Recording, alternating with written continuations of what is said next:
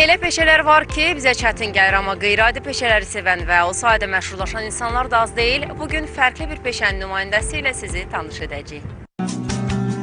Ay məni məndən alıb gedər,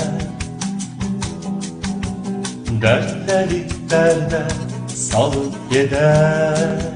32 yaşlı Özal Rəhimov ingilis dili ixtisası üzrə təhsil alıb, lakin tərcüməçi kimi fəaliyyət göstərməyi deyil, səmada xidməti seçib. Çoxumuz onu bloger kimi tanısaq da artıq 8 ilə yaxındır ki, Qətər ölkəsinə məxsus hava yolları şirkətində təyyarə bələdçisi kimi çalışır.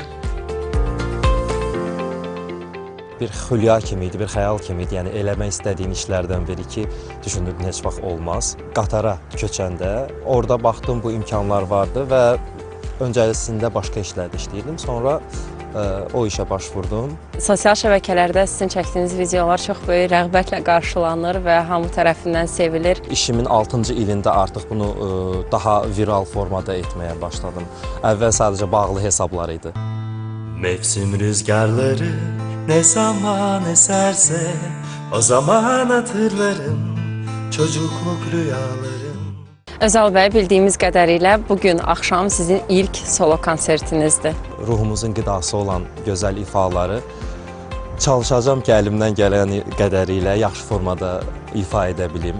Əvvəllər vətən deyəndə doğulduğun torpaq və vətəndaşlar olduğun torpaq nəzərdə tutulurdu. Böyüdükcə bir çox şeylərin fərqinə vardıqca vətən artıq aid olduğun və aid hiss elədiyin yerdir.